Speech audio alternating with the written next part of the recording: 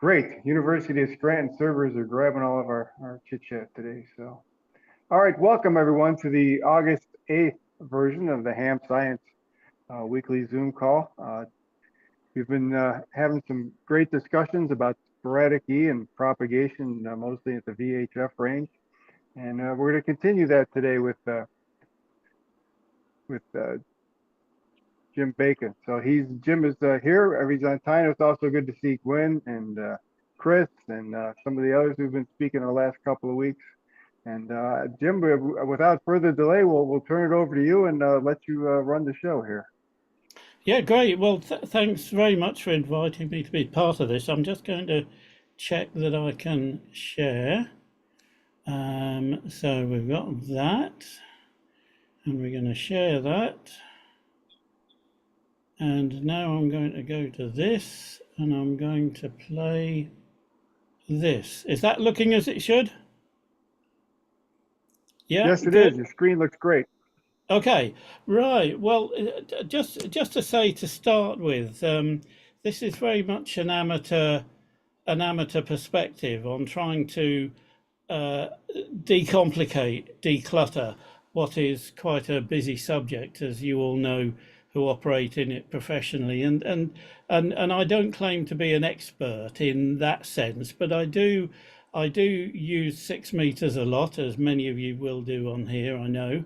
And this was an attempt to try and how shall we say, explore some of the links which get thrown up about sporadic E and potential connections to weather, which is where I step in, having been a meteorologist for all my career. So this was an attempt to perhaps make that a bit clearer to me, and along the way find out a few things which I hope will be of passing interest to you folks. So the first premise of this is to say, because I was going to do this talk a week or so back, 2 or 3 weeks ago, the up-to-date data that I worked up for it is back in July, but it's close enough to be relevant. So hopefully you'll forgive that. And let's press on. So going to have a little look at the basic sort of schematic that I like to use to summarize for my own use what's involved potentially. And then we're going to look at some time plots of ionoson data, because I feel as amateurs we get into the habit, I suspect, of looking at single images a lot of ionoson plots. And whilst they are very useful for a snapshot, a lot of what comes out of study of E's and the atmosphere in a weather sense is always to do with time changes of elements. And I've got a whole career of looking at things in that way that I couldn't uncouple from it. So we're going to have a look at that. We'll also have a look at this thing I've called an EPI, which is basically an E's probability index, which I used to try and resolve all of these many elements into one thing to try and make it a bit clearer to me and possibly to lay users as to where some of the interesting points are. But it is certainly a development tool. I can't pretend that this is complete, but it has got some interesting things to say. We're going to have a look at a couple of items in June and July of this year and the last few days, and then have a little look at some multi-hot paths and so on. So anyway, let's have a look. So this for me was something I found I had to do a long while ago in my period of talking about sporadic E, as trying to say how many of the things I've read about in various papers and so on of things that are involved, and the bit at the bottom here is my domain, and I live in here and have been interested in the weather links, which tend to get accused of being somehow contributors to where sporadic E forms. And then there'll be folk in the middle atmosphere who are looking at stratospheric conditions and the propagation of atmospheric gravity waves up into the E region, and then all of the physics and the chemistry and such like that goes on up here. So there are just so many things that it's almost impossible to single one thing out for special attention, but it's possible to come out with a few sort of clues as to what is worth looking at. And I'd welcome, a lot of input on perhaps where we look next. So, my take on this is that the tidal winds, in particular in mid latitudes, the semi-diurnal tidal wind regime in the E region produces descending nodes of in an ideal condition, a sort of schematic view of life, of opposing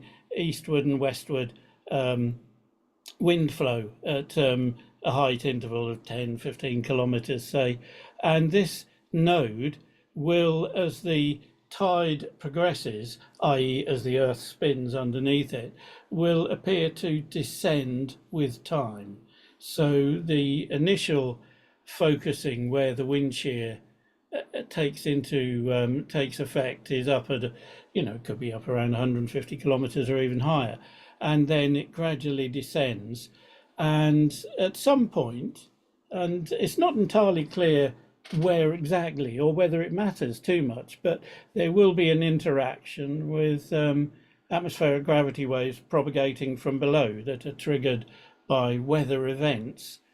And just as an aside here, of course, you're aware that a lot of the research where they've launched rockets into sporadic E have highlighted the importance of long-lived metallic ions from meteor ablation. And so this, if you like, is the fuel, the input. And then we have things that modify how that's distributed within the E region. So as it turns out, in the mid-latitudes, you tend to get two prominent tides, semi-diurnal tides, where you get these descending nodes, and one tends to be in the morning, and one tends to be late afternoon and evening. And what happens is that as these things descend, they obviously work on the meteor debris, the ionization, and gradually focus it and convert it into a narrower layer until it's sufficient to produce reflections and give us sporadic E. Now, the one thing that when I started looking at these and plotting these as a regular basis, I wrote some Python software to look at ionoson data on a day-by-day basis as each event unfolds. And what you find looking at it fairly regularly is that this is certainly very much a schematic. So there is a lot of variation in the timing of these descending tidal nodes. So, and in fact, there are others in between the two main ones. So that's the first thing to throw out there.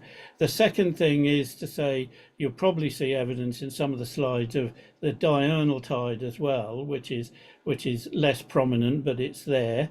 And as you get lower, of course, into the denser atmosphere, the ionization gradually depletes because of recombination. So you're having more collisions with the neutral atmosphere. So there's a window of height through which we tend to find E's, and very rarely does it go below 90 kilometers, and very rarely do we see much of interest above 140 odd or so.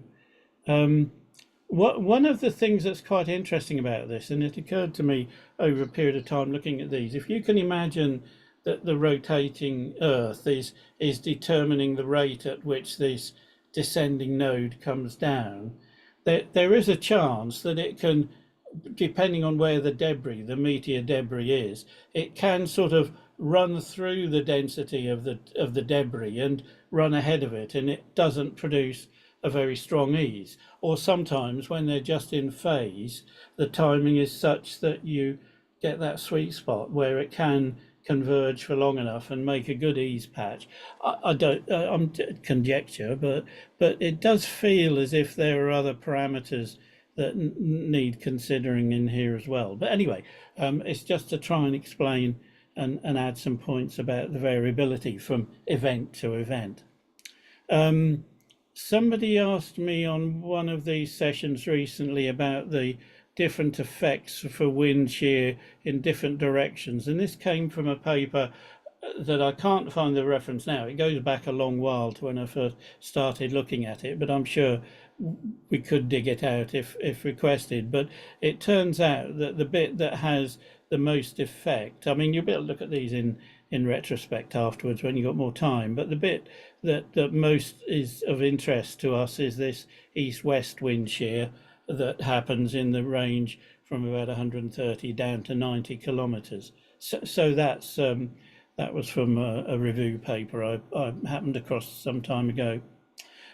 So here's our standard look, and the standard look to me was more of a snapshot, sort of here it is, this is what we have now approach, and I wanted to move towards having a time display of things as they evolve. It's almost like when you're in the middle of an ease opening, are you at the top of this descending node? You know, whereabouts are we in the sequence? And that could give us some idea as to the length of the opening, how long we've got to go before it gets down to 90 kilometers and shuts off. Or, in fact, you know, is this something that is so high that it's not yet of sufficient strength, and if the descending tidal node is going too fast, it may just leave a little wisp up there. You get a hint of ease, and then it doesn't develop into anything. And maybe plotting a time series of these will reveal some of that. So the first thing I did was to try and write a Python program which would I'm just going to move my images of everybody's wonderful faces just down at the bottom so I can read this. So you can see on this plot that plotting the virtual height of these, which is the black line here, there is evidence of one main descending node, which is the morning one, and then the late afternoon evening one, but a couple of intermediate ones as well. So that's something which I didn't really, so it complicates things, but some quite important sporadic E openings have happened because of these intermediate descending nodes as well. So it adds a complication. And then the vertical color bars are an approximate suggestion of the bands which got promoted on the clusters and so on. So the lime green here is where it managed to reach 6 meters. The rest of the pale blue turquoisey color is 10 meters. So that's an example, a sort of a neutral example. What have we got here? Why isn't that? There we go. So another way of looking at the data is to plot the altitude against time, and the color coding of these dots suggests the time, and along an FOE's scale along the bottom here, it goes from 2 megahertz here on the left up to about 9 megahertz. And in case it's not too clear from where you're looking, it's 80 kilometers altitude at the bottom and 150 at the top of the y-axis there. Anyway, okay, so this green blob here, one thing you notice throughout this exercise when I've looked at these is at low values of FOEs, there's a lot of scatter of the heights at which you can get reports. So it's tempting to say, are these blue dots here in the early hours of the morning a residual diurnal tidal signature for something? And is this the start of a formation of something coming down in the morning opening? And then it appears to get lost. And underneath all this, I don't know if you can see these orangey colors here. Do they show up? There's purples, but there are some sort of orangey colors in here. And this is this sort of tail end of the morning descending node, which looks from this to get to about 5.3 megs, 5.5 megs, and then nothing else after that. Whereas the afternoon node, which is predominantly this purple here, this sort of kicks off not quite so high as the morning one. Maybe the morning thing, that's another question for those in the know to think about, is, you know, as the Earth goes round its orbit, the bit around dawn is the bit facing forward, so in theory scoops up more meteor activity. So whether this is new deliveries of fuel coming in, so to speak, and it's all had a chance to settle out by the time we get to the next one. Anyway, just random thoughts. However, looking at this afternoon set in the purples, you can see it very quickly converges into a fairly narrow focused height range of between 100 and 110 kilometers altitude, up to just over 8 megs FOEs. This trait is something that happens a lot. It isn't just a one-off. This is something that consistently happens as an ease opening develops, and you imagine it's this descending node. As the intensity increases of the convergence of the ionization, it tends to come up with a very narrow height option, and that could be that it's reaching a height down here where it's being eroded from below, or it could just be, I don't know, it could just be, is this the time interval that it takes the descending semi-diurnal tidal node to get to, and it doesn't get any lower? And if it lasted longer, would it go lower? Some of them do go all the way down to about 90 kilometers. That led to thinking about, well, how can I combine all this into one thing? So I came up with this ease probability index more as a meteorological viewpoint than anything else. So it was designed to take some function of weather and modify it by some other function which is known to either enhance the chance of ease or reduce it. So this is purely playing. This hasn't got any scientific basis other than trying to come up with a way of converging everything into a single figure. So let's see what some of these things look like. So the location of ease, which is what this is all about, is kind of driven in view of where I was taking this by weather events. That figure can go up to 100, and then these other things can nudge it up or down, but it's capped at 100. Anyway, so a jet stream wind speed is something that comes into the weather bit. So have we got some relationship with the core speed of a jet stream? And in actual fact, one of the things that's happened over the 2 to 3 years, perhaps even longer now, that I've been playing with this, is that some of these things, whilst they sound as if they might be interesting and about right, actually, you can see from the data, probably aren't as important as we thought. So a revised version of the EPI will doubtless look at different things, but sometimes you just have to reject things in order to move forward. Vorticity, this is something which is a little bit more interesting. It's what happens on the fast flowing edge of a jet stream, where there's a lot of wind shear in the horizontal sense, and it's vorticity change that appears to be coming to the top of the heap for many of these parameters. The other thing might be, for example, movement or development of the pattern. So if you've got a big Atlantic low developing, you've got a lot of movement. And is this movement and development sufficient in and of itself, or is it not? Changes of the pressure pattern, how quickly the contour values of a 300 hectopascal chart are changing, is the pattern materially altering in the height of the 300 millibar surface. And then there's something about the stratospheric wind regime. When you look, I don't think I've got a chart in this set, but I can dig one out if we need it. When you look at the stratospheric winds and say at 30 hectopascals, something well up there, what you find is that the period with a light easterly flow aloft, so this is in meteorological terms a wind from the east. I know you ionospheric folk out there, you you describe things as eastward winds and westward winds. So it can be confusing depending on which text you're looking at. But in meteorology, we use where the wind is coming from. So an easterly flow in this stratospheric region tends to be the key determinant in, is it? It seems to be uncannily correlated with the season of sporadic E.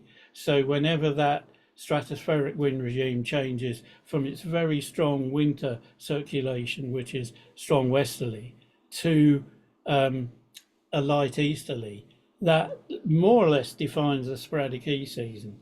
And you can see how things are progressing by looking at that. And an upper ridge is just a kind of an inverse of vorticity. So vorticity, cyclonic vorticity around a low, and anticyclonic vorticity on an upper ridge.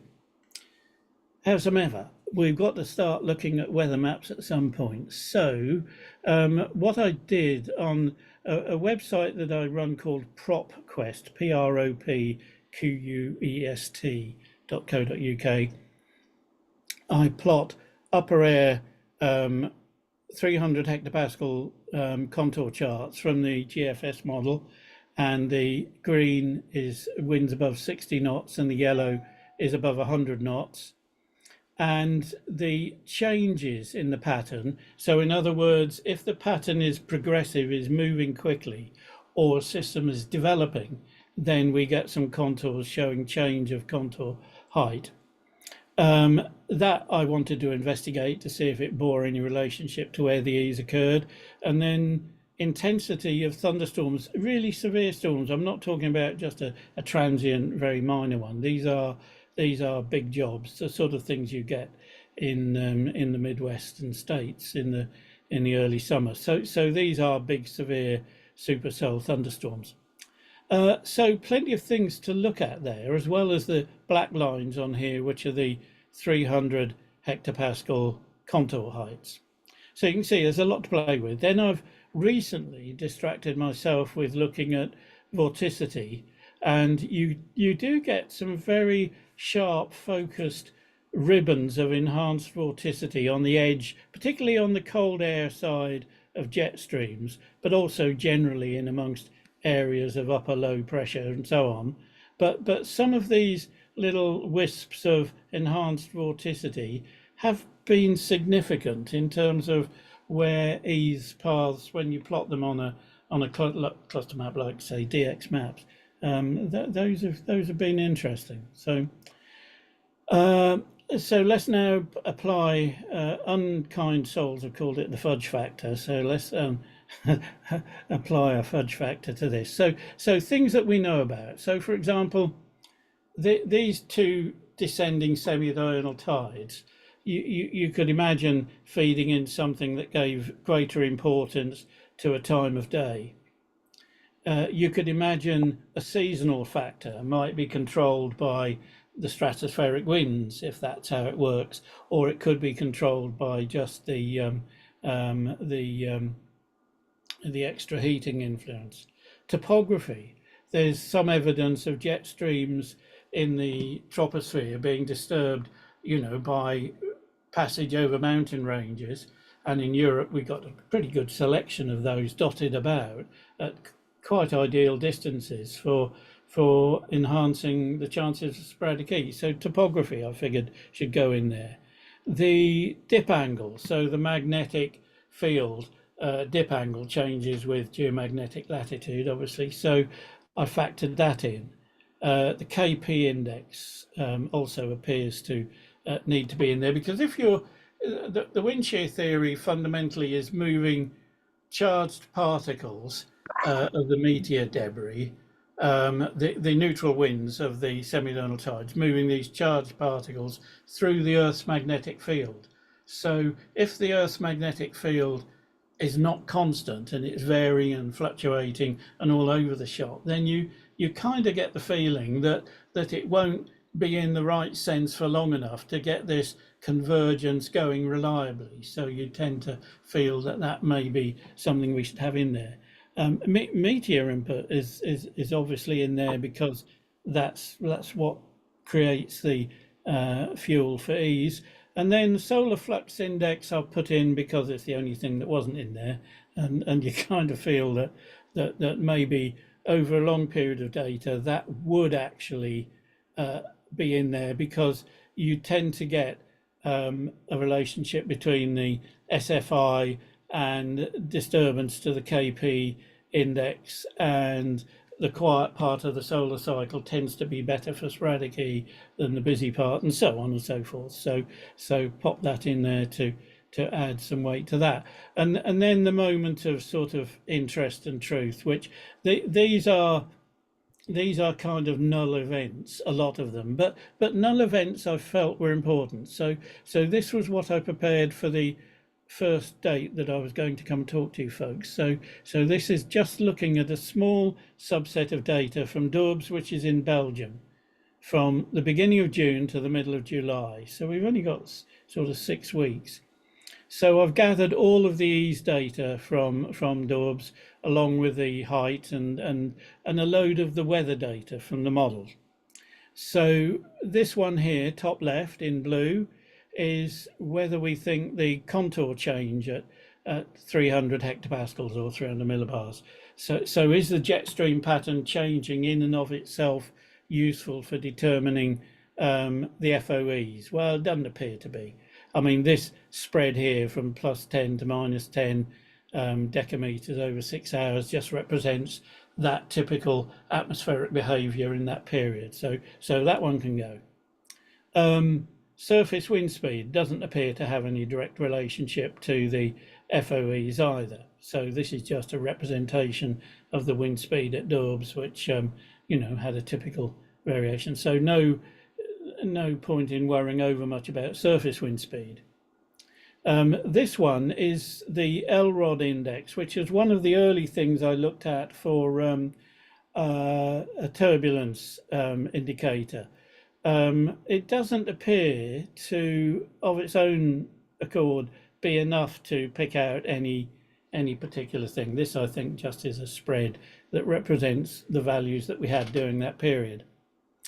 And this one's the more interesting one, because it kind of, even over a 6-week period, shows that there is a very definite clustering effect to give stronger values of FOEs in this height range of 100 to 110 kilometers. And you don't get very much below, just going to move the pictures of everybody.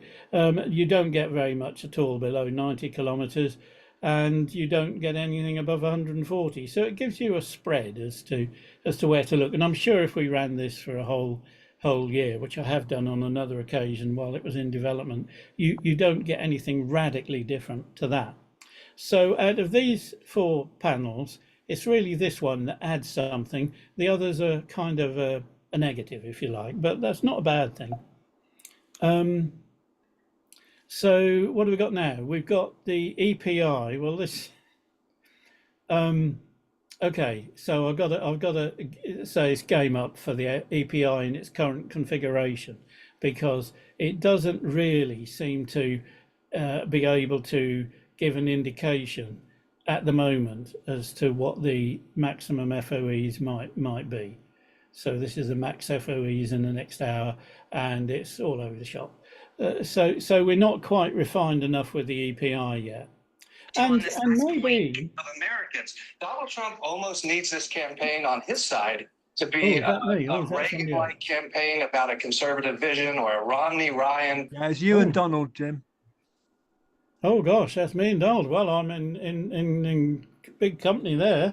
Goodness me, got the big guns out. Right. Well, let's just have one final thought about the EPI, which is it's designed as a geographical indicator to say where the weather conditions seem to imply ease should be. It's not actually primarily designed to produce a relationship between the value of the FOEs, and we can clearly see it doesn't. Right, okay, moving on. The velocity of the jet stream. So people would say, well, in the winter you get these really fantastically strong jet streams, and they're really interesting, and we should we should focus on the strong jet streams. But of course, the summer pattern in the atmosphere is widely known to be a time of weak jet streams. You might get 60 to 80 knots for a jet stream, which in the winter might be 180 knots. You know, it's anyway. But here we have evidence that really, at least in this 6-week period, there isn't any direct link to throw out for core speed of the jet stream. The vorticity, I think all this does is just show a range of the typical values of vorticity that were recorded at Dorbs. I don't think it tells us anything other than this is what the atmosphere produced as various weather patterns moved across. Oops, I didn't mean to do that. So vorticity as a single item doesn't really come into it. Wind direction, and you might be tempted to think, oh, this is a bit more interesting, but of course, what you can see here is 6 weeks worth of 300 millibar wind flow direction. And we don't get southeasterly winds in at 300 millibars of any great strength in the summer. All the jet stream flow tends to be from these other directions. But even looking at when I looked at the whole year, I didn't really see anything other than what the weather pattern at the time showed, except for Roquette, is it, in northeastern Spain, which did seem to have some bearing on how effective the E's were based on whether the jet stream was coming down across the Pyrenees to the north of there. So that maybe is something for further exploration. Right, so vorticity change. I had got great hopes of this, but doesn't seem to do anything other than show up either decreasing vorticity or increasing vorticity. Doesn't seem to have a great link other than we had more values in the smaller changes, which you'd typically expect in the summer months. So that we can park off to one side. CAPE. Now, CAPE is something which we in the weather business use a lot. It's called convectively available potential energy, and I'm sure in the States you're familiar with it for defining strength of potential thunderstorms and so on. And there doesn't really see, with large values, you're still not getting an obvious increase in the FOEs. So I've got a feeling that doesn't really come into it much as a strong feature. The interesting question to ask here might be that there was a paper came out perhaps 2 or 3 years ago now, where it showed a case of pre-existing E's in the middle of Europe, and a huge supercell thunderstorm moved in underneath it and degraded the E's. It caused the E's to diminish. And then I think it may even have picked up again as it moved away. So if there is a link, it's almost an inverse link. It's a negative effect. But thunderstorms in and of themselves don't appear to be a big shout out in this. And if you think about the storms that might be moving, I mean, some of these things, although they're large, the steering flow of some of these big storms might be 700 hectopascals or 10,000 foot winds, and these could be 30, 40 knots. So if that's the case, the generator of the gravity waves from the storm as it punches up against the tropopause, they're not going to be in one place for long enough it sort of smears the result out up in the E region rather than concentrates it in one place.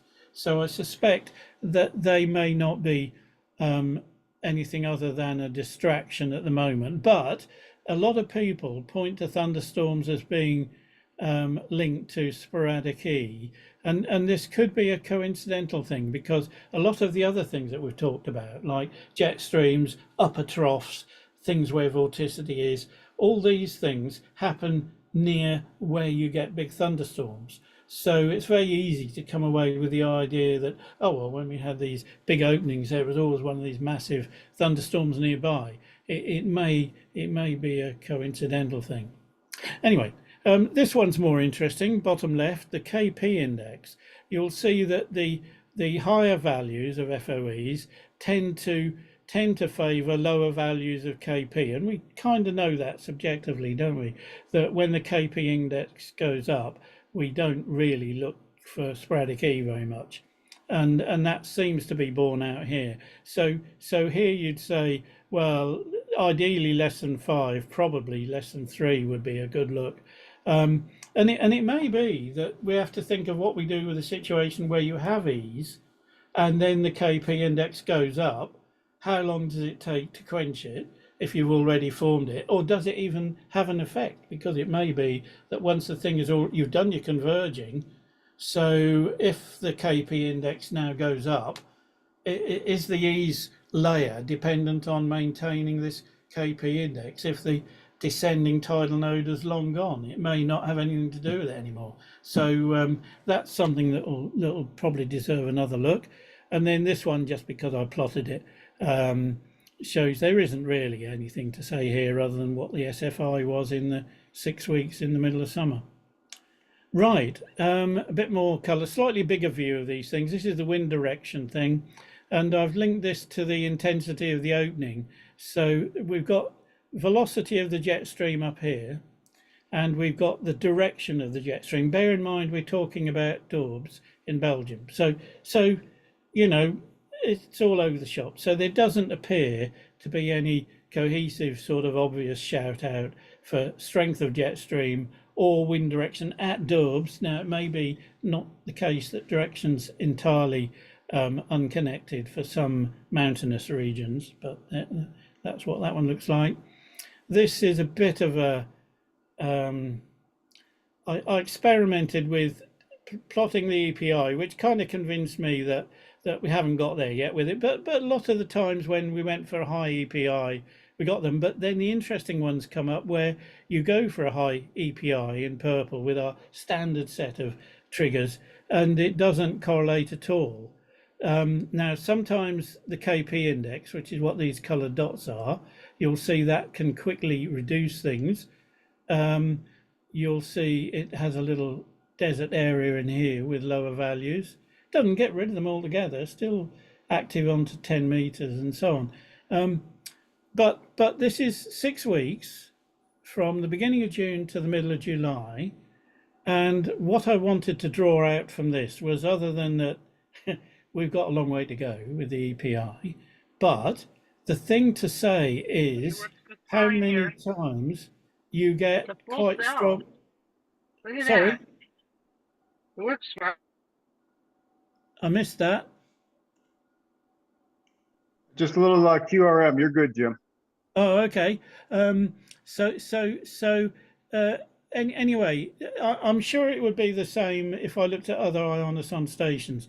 There are a number of days when it does reach high values. I've never seen an ionoson value come up above the 4 meter sort of value to give us 2 meters, but I'm sure it would be expecting a lot to get that. But it may be this is best thought of as 4 meters and up. But however, it's interesting, isn't it, just how many times in that 6 week period in the peak of the season you get quite strong E's. And not only that, the thing that occurred to me is how often you get groups, sort of clusters, periods of a few days where things are perhaps more active. Anyway, so then I had a look at seeing the distribution by band, and this sort of is quite interesting, if only to give a scaling of events. So 50% of the time the FOEs was broadly proportional to getting up to 10 meters, 13% up to 6 meters, 7% to 4 meters or above, 8% of the time no E's, and 22% of the time didn't make even as high as 10 meters. That's not to say there wasn't E's, there was E's, but it was a low value.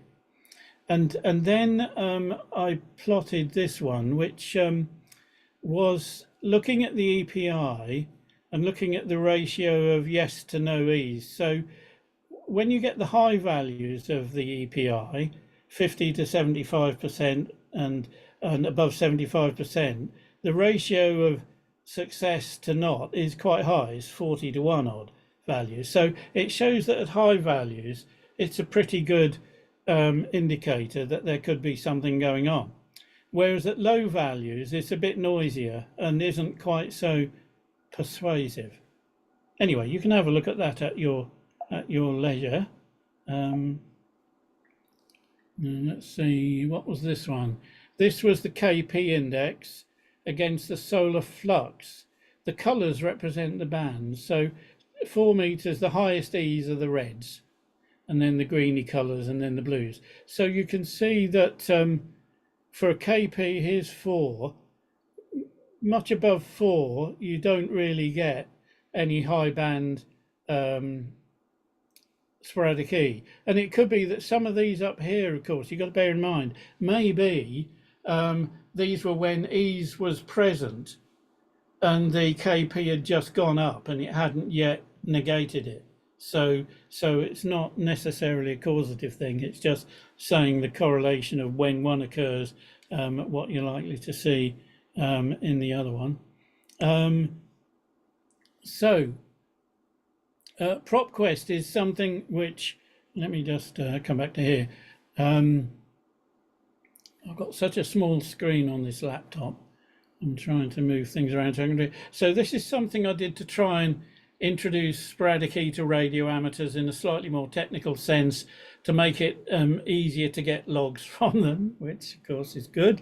So I do a daily weather map of 300 millibar patterns in the season and discuss through May through August what I think the chances are and where the primary regions to look might be. I'm also looking at ionoson data to plot the graphs of the FOF2 and FOEs and so on. And eventually I'm going to add some of those other ionoson plots. I've just got a couple more things I want to introduce here, and then we're done. So this is the plot of daubs, for example, and you can see on this case, which was the 18th of July this year, how short-lasting FOE's peaks are. Slightly bigger one there in the afternoon window, but some of the transient ones in the middle of the day or even in the morning one can be quite short-lasting. So that's interesting in and of itself, I think. In terms of operating and setting your, you don't have long to think about whether you're going to go on and work the E's that's happening. You can see from this that this is just a fleeting thing, unless you're in the middle of one of these big peaks. And these are the plots of the maps and my blog, and you can click on the maps and bring them up to see where all the various jet streams are and all the other good things I talk about in the weather firmament. And then it's a case of plotting these events. Now here you can see an event on whichever day that is. It's 18th of July. So this focus here on 50 megs is sort of over this hotspot here. The thing that comes out from all of this is over the years how the strongest points in the EPI plots are very underwhelming. It's more subtle than that. So this isn't necessarily the strongest, which could be just because the program has got the tidal window a bit further across in longitudinal sense.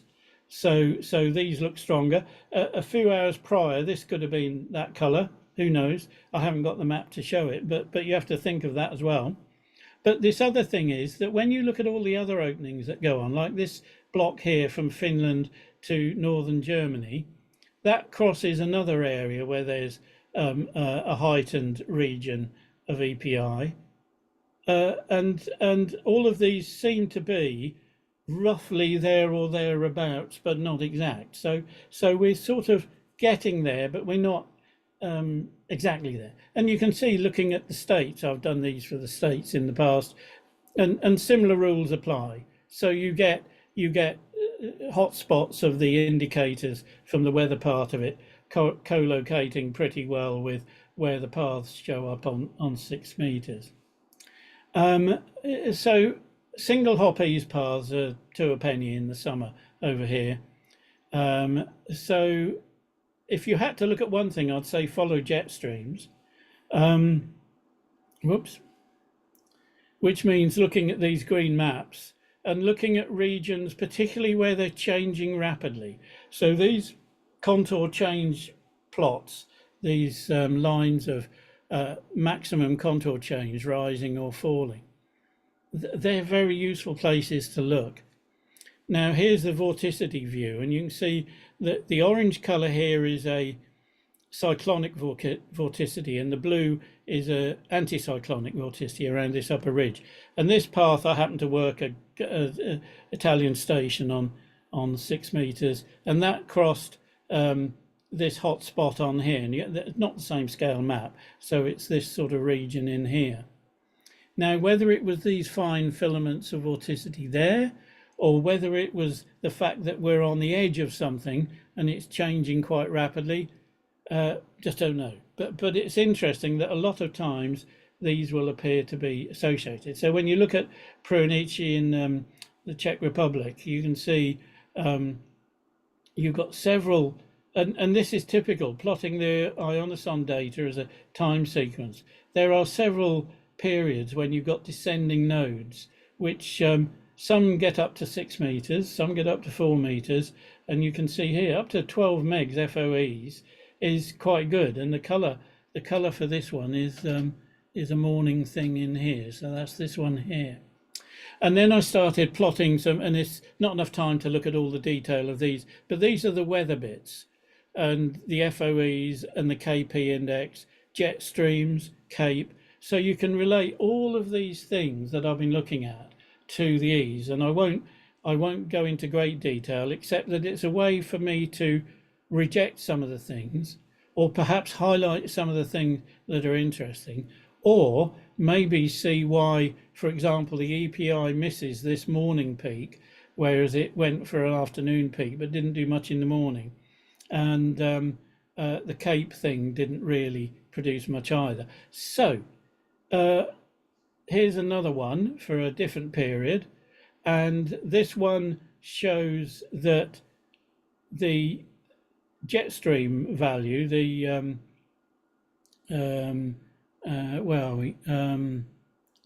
purple line here, so this is about 100 knots. So some of wind speeds for the jet stream, but at the point where we're near this jet stream, you did get higher, these red bars here are the FOEs.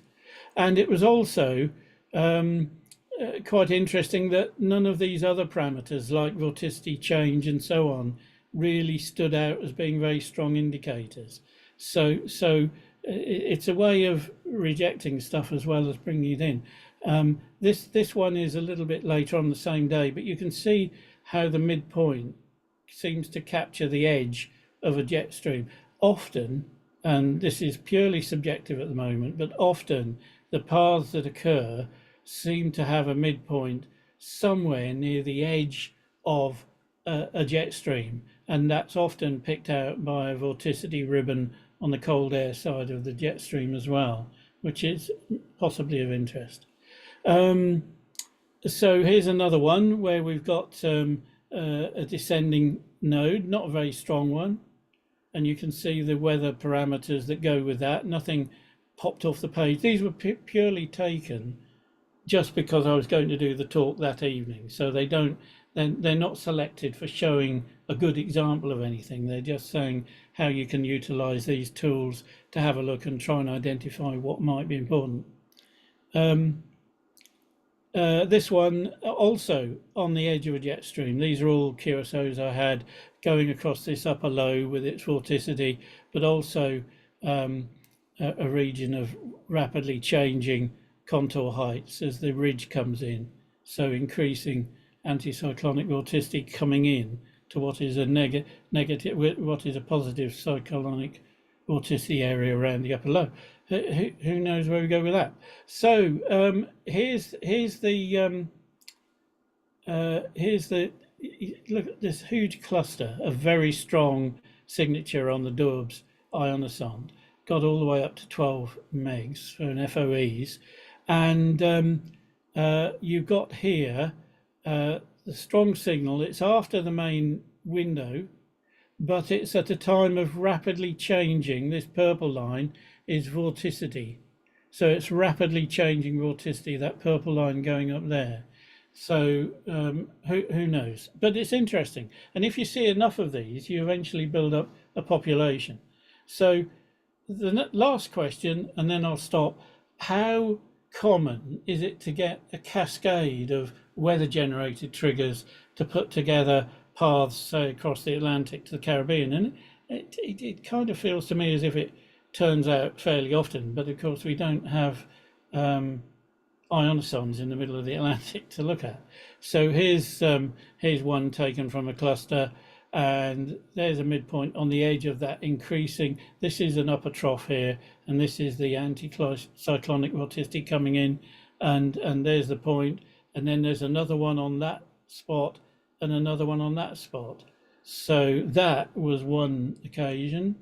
This was another one on the same day, I believe, between Oscar Echo and NY3B, and you can see you've got to bear in mind these patterns are based on forecast upper air charts, which are not the same as actual measured upper air charts, I might add. They're forecasts from a big global model. They're pretty good, but they're not absolutely nailed on. But anyway, you can see there is, it's not, don't get too distracted with the big thing. I mean, we did see the big thing getting involved here, but we weren't actually looking at the big thing. We were looking at the edge of the big thing. So sometimes these lesser things are quite important too. And again, edge of the pattern. So however you dice it, there's a common theme that comes in by looking at these. When you look at this, is over that 6-week period. Just taking them at random for the talk on the last date I was going to do it. There's a number of things that you might think, well, they're fairly common. They're features, you know, the fact that it's on the edge of one of these regions.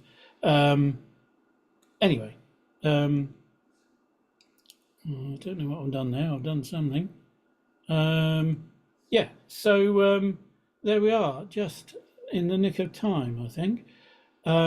Thank you for staying with us for so long. I'm sorry it's been such a long thing, but it's endlessly fascinating to me, but I fear it's a thief of time.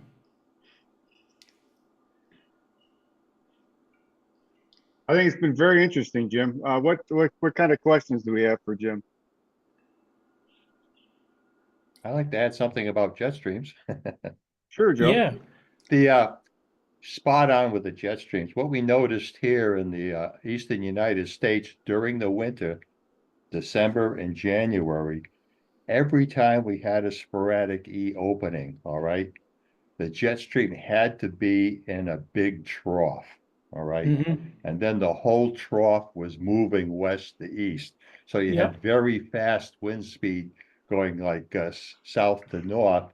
Then the whole thing was moving, all right? Yeah. And it was like 100%. Without that configuration and without a geomagnetic storm, all right, we had the sporadic E every time. Yeah, well, I think Joe, that sort of captures this thing, which I think is focusing on the jet stream is instrumental, but I think it's the change of vorticity you see on the edge of it that is so it's the rate of change or advection of the vorticity that may be something we need to look at next. I don't know. I think you're right, because if you plot some of the DX map stuff, all right, it'll line up right on the edge of the jet stream. Yeah. No, I agree. Yeah, And the question also is, if that's the case, all jet streams should be producing these things all over the shop, but they don't. I know. But again, So- it had to be a trough. If it was just going Yeah. screaming west to east, nothing would happen. No, absolutely. It's got to be that sort of, yeah. Thank you. I have a comment and some thanks, Jim. Thank you very much for a most informative presentation, and one that actually made me go and check what causes tides in the ionosphere. Now, it's not that I was lazy, but with an oceanographer's background, I think I know what causes tides. You know, the sun and the moon cause the tides. That's in the ocean. But, you know, the same word in the ionosphere has got nothing to do with the moon, nothing to do with the pull of the sun.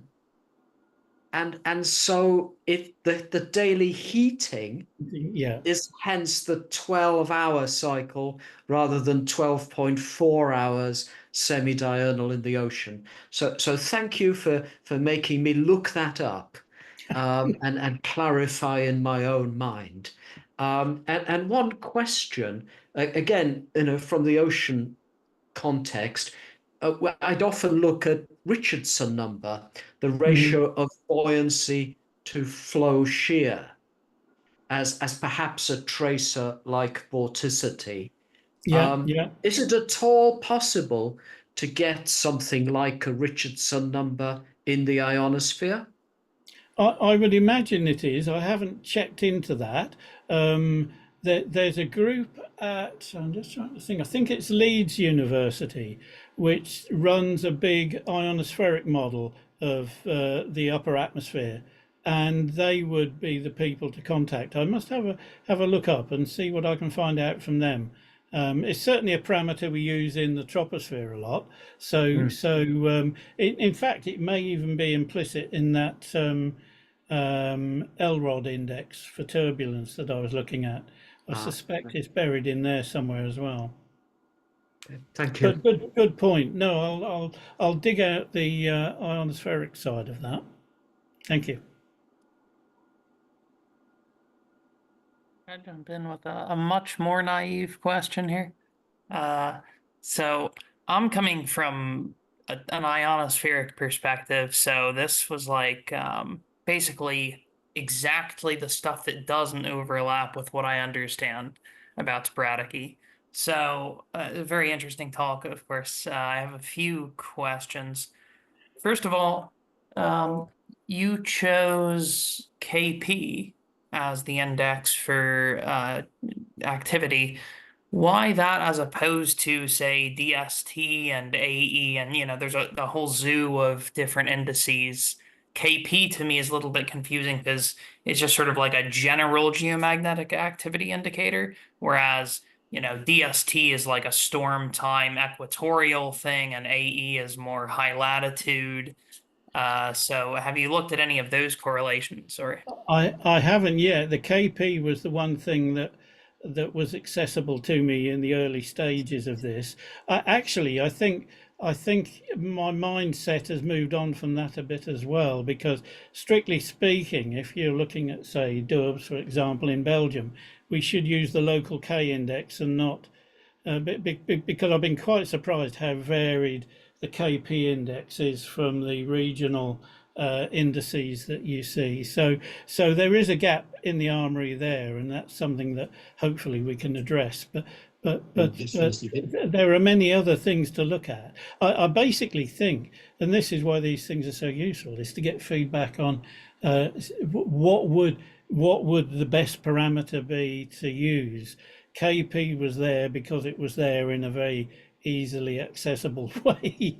I can't necessarily claim to believe that it's obviously the best. Right. I mean, DST and AE and several other indices are readily available on Kyoto. So that might be just like, you know, trivial to add those in and just do exactly the same correlations. I'm just curious what would show up.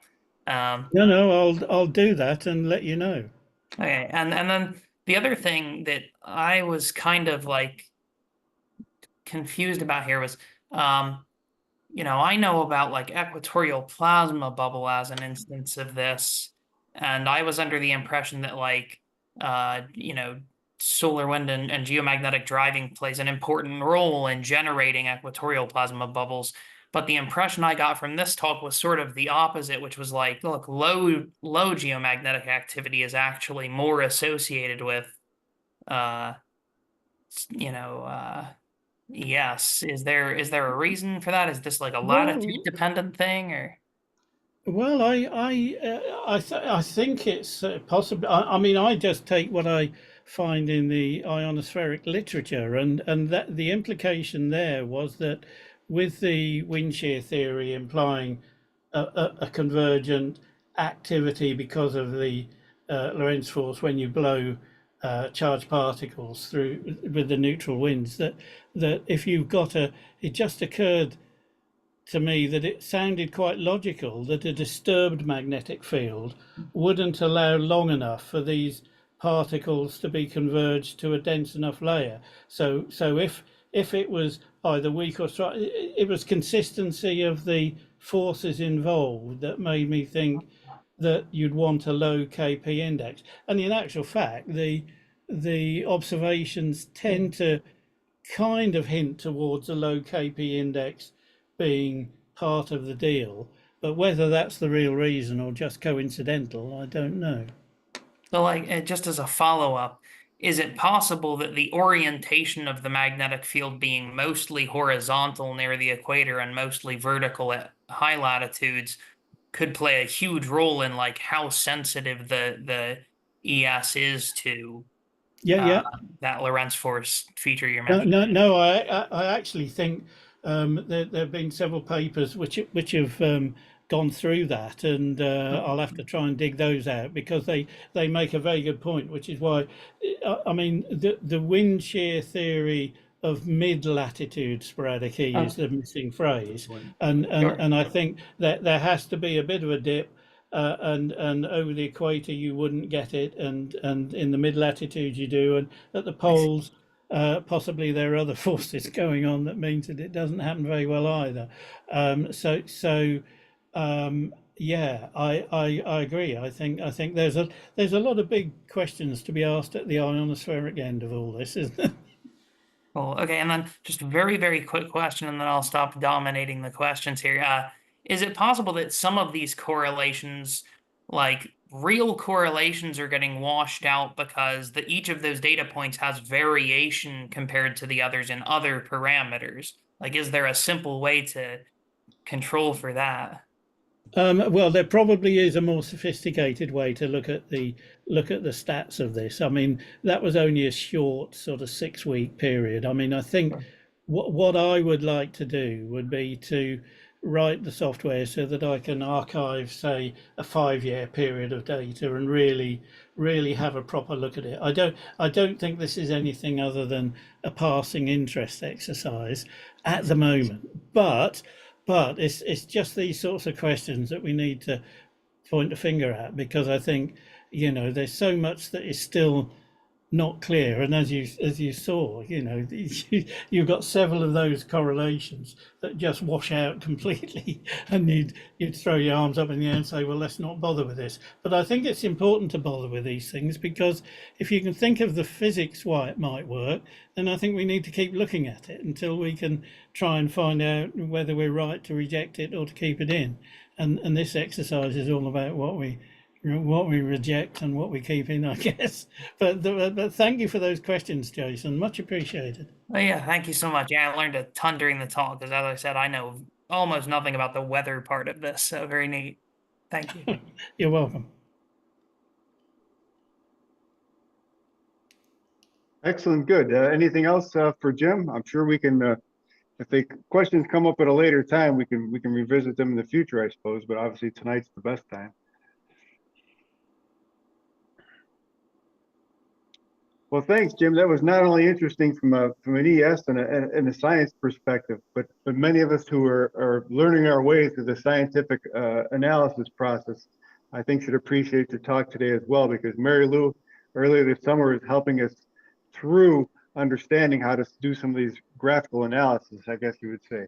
And you certainly provided a lot of good examples for us to think about and then potentially review in the future. So I think it helped us in a couple of different ways. Yeah, I'd like to say I like Jim's graphs. You had some really good ideas there, and It's very Oh, that's complicated, but you did a good job for a that's start. kind. Yeah, that was a bootstrap learning of Matplotlib, and many. I did have much more hair than this when I started. But it's wonderful being retired because you have so much time on your hands. Is that true? Who said that? That's definitely not true. Grandchildren come into the deal, and I'm afraid that lovely as it is, you don't have any time on your hands. Yes, I'm sure they have to come first. I understand that. Mhm. Okay, well, that not only Jim, but all the speakers on this subject for the last couple of months have been very, very interesting, and it's fun to kind of go back and blend some of the ideas together, I suppose. And I think a lot of these discussions have hopefully kicked off some further thoughts and may lead to who knows what in the future. So I think that's part of the idea as well. I don't have anything planned for next week, the 15th of August.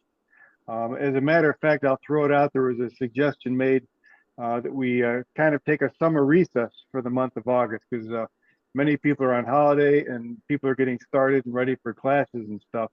And then we take a week off or a couple of weeks off and then reconvene in September.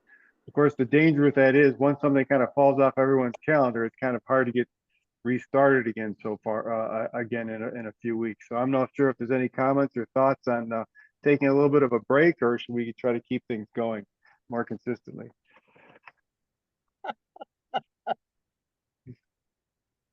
I'm all I for a vote for break. keeping it going. We've got one vote in each camp.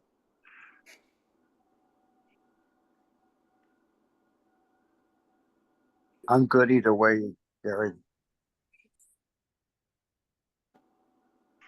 If our radio club is anything to go by, once you stop doing things, you're right. It's very hard to pick them up again. Then we should continue. All right, that seems to be the consensus. Not a real strong consensus, but still the consensus. So we'll keep things going. So yeah, maybe you should sort of ask for suggestions, what people would like to know more about. We have quite a wide range of expertise here, I guess. Even though we're all, or most of us at any rate, are learning as we go.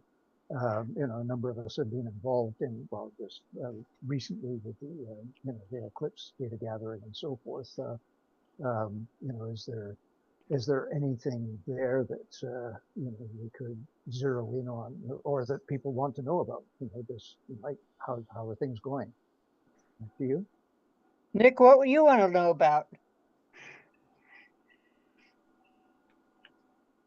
It's all very well for me to make a suggestion, but it's more that like I have the microphone right now. I'd have to think a little further.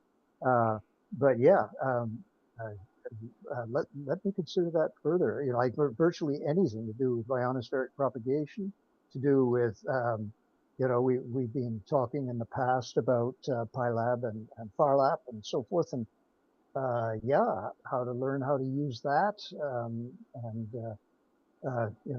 say for myself right now, I'm just laboring away with bookkeeping, just getting all the data in the right slots and so forth, so that I can actually make sense of it. And that in itself is an exercise. What science is really about is, like the solid grind of getting everything in one place. Back to you. One thing that we've been talking about on the technical session is methods of measuring time of flight. And I don't know if that might fit in with on the science side of how we can work that sort of it definitely would from my point of view. Sounding. Yeah, because it's one of the things, is a path 1 hop, 2 hop, is it caudal hop, is it, it's one of the missing side scatter, yeah, all of that, yeah.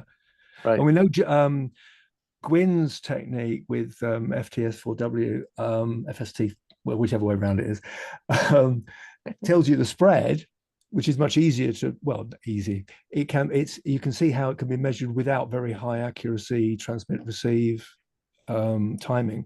whereas time of flight is a different question. And if you could actually, well, I'd be keen to learn more about that, and maybe we could talk about how you then use that.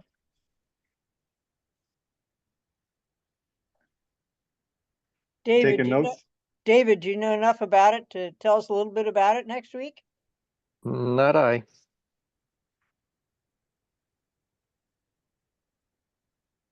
Need to reach out to the technical guys, maybe.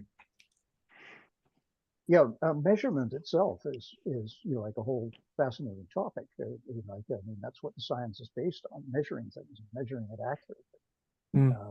Like even when you were telling us about looking at the those various charts, and Mary Lou, and trying to make sense of what was there. Like, how were they measured in the first place? What delivered those charts? Do we need Steve Serwin? Steve Serwin, Dave Kazan might be able to contribute if he is available. I can reach out to both easily enough.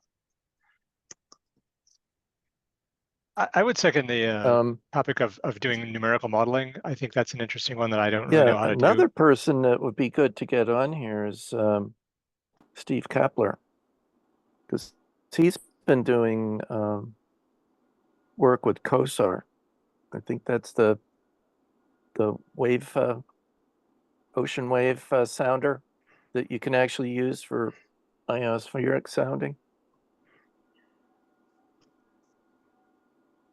And he does a lot of ray tracing as well. Yeah, I mean, there's obviously many of us, our primary interest is the science, but I think many of us understanding and learning the techniques as well.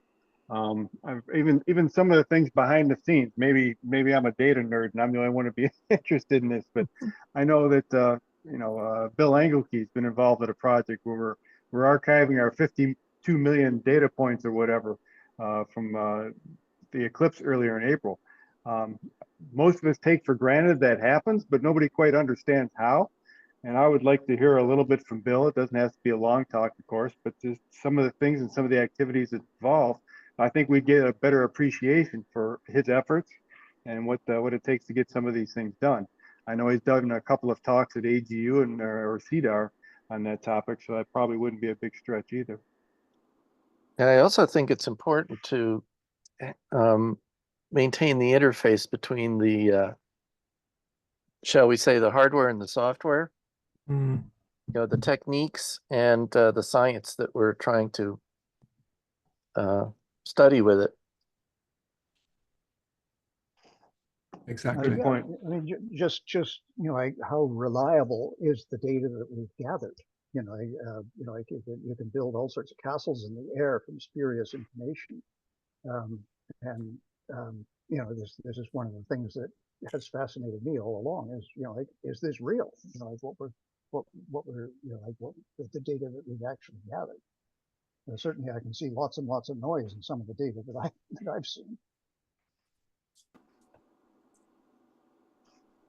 Okay, well, we're getting on a little bit past our time, but I think we've had a good discussion. We've tossed out a couple of ideas, and we've got a few people I can contact and to keep things going the next couple of weeks. So I appreciate that. Again, thank you to all our speakers the last couple of weeks on the ES topics. Thank you to David and Kuldeep for suggesting this back in June at some time. It's been very, very fruitful. So, yeah, let's have Jason Dare talk about it. That would be cool. Thank you, That Jason. would be really cool. Yeah. Happy to do it. It's going to be not terribly technical compared to this one, but it'll be radio related at least. So cool. That would be very nice. Yeah, go for it. One item I would like to add is I use 3 modes: WhisperNet, PSK Reporter, and RBN, but I don't know much about those networks themselves, how they work. I mean, whether these are transmitting continuously or they transmit intermittently, I am not aware. So maybe one person scanning each network, or in the same talk. Yeah, maybe Philip Gladstone would like to join us and talk about PSK Reporter, because that's a huge set of data that comes out of there. So question about that. By the way, we are in a bit of a radio blackout right now. We just got a next one flare. Oh, really? Okay. Sorry. So I have a question about PSK reporter or Sure, Jay. so I connected a RTL SDR module to my Raspberry Pi. I have a 1 meter telescoping antenna connected to that, and I've set up the SDR to talk to GQRX, and that's talking to WSJTX,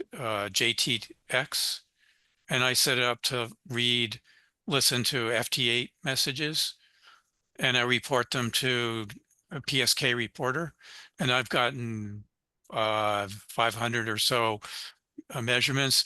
And what I see is that I don't really hear much of any FT8 signals during the day, but around 5:30 or so, then I start to get tons of them. They just roll in. Is there a reason why it works better for me I'm in New Jersey, at night than the day? What frequency are you using, Jay? 7 meters. 40 meters, I'm 40 sorry. meters. 7.04 megahertz.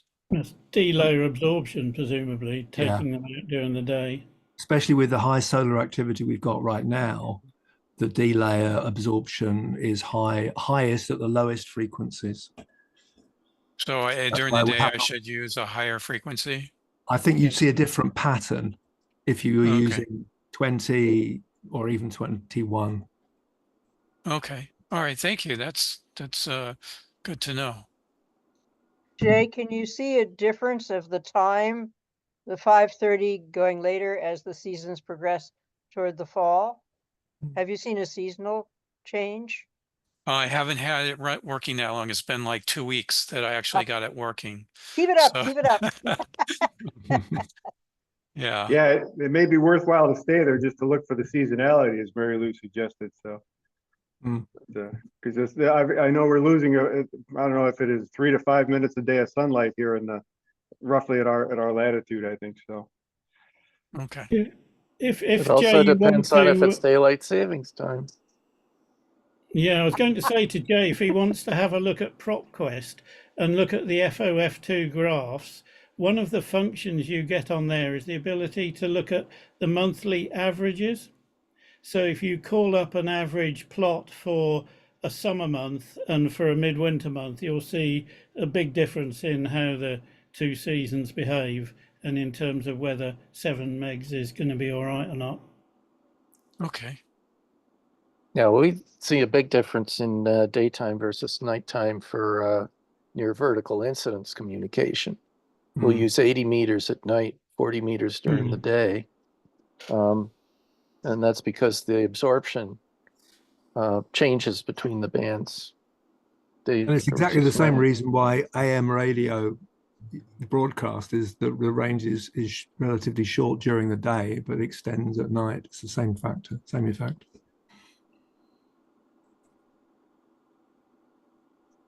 All right, good question. Does the change in seasonality, the timing or the intensity, have anything to do with temperature as well as just when the sun goes down? Don't know. Not if it's caused by absorption in the delayer. Yeah, delayer absorption is caused by the ultraviolet from the sun. Yeah. When the sun goes away, that's when the absorption goes away. Yeah. Yes, but recombination depends on temperature. Yeah, the rate up there. Yeah. So keep it up, Jay. Okay. Well, you can look at my soundings if you go to the site and look 40 meters FT8 and my call sign KD2ZRO. So you can see I'm up to like almost 30 countries now. I'm just fascinated that I can, with this, antenna sitting in the window, near the window, that I can pick up so much. It's just amazing. Yeah, the technology in the SDRs and obviously the software as well is pretty incredible. You think about what a cell phone, where we all get cell phone signals in the basement with your phone in your pocket. It may be in a toolbox or whatever. As long as you're not in a Faraday cage, at least in the States, you can get a cell phone signal almost anywhere. Sometimes in an elevator, which is crazy. Right. So This- if you want another subject, if anybody has suggestions on what STR, inexpensive STRs to look at, I've got the Pluto analog devices Pluto and the RTL STR version 3, and I'd like to run them in parallel. I'm trying to figure out how to get it multiple instances of the programs to run so I can run them in parallel. Sounds worthwhile. Okay, is there anything else? We'll stop the recording. It'll be a very productive day, and it sounds like we'll see everyone hopefully back next Thursday afternoon or evening. Gamal, you have your did I say your name right? You have your hand up? You're muted. Hello. Hello, Gary.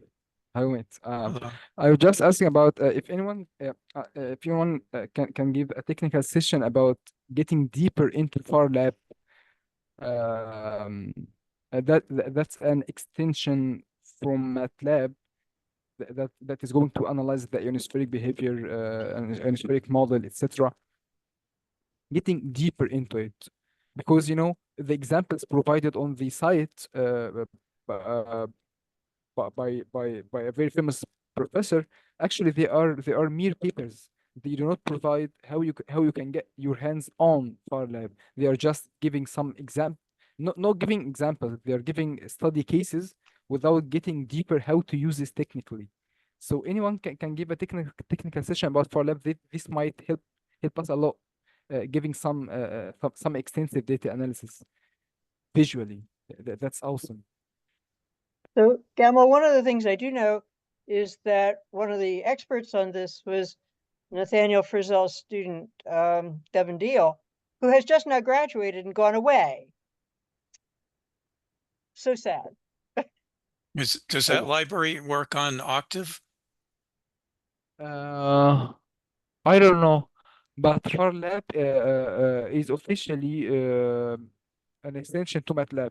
I haven't tried Octave, to be honest. Because I don't have a license for MATLAB. It's just too expensive.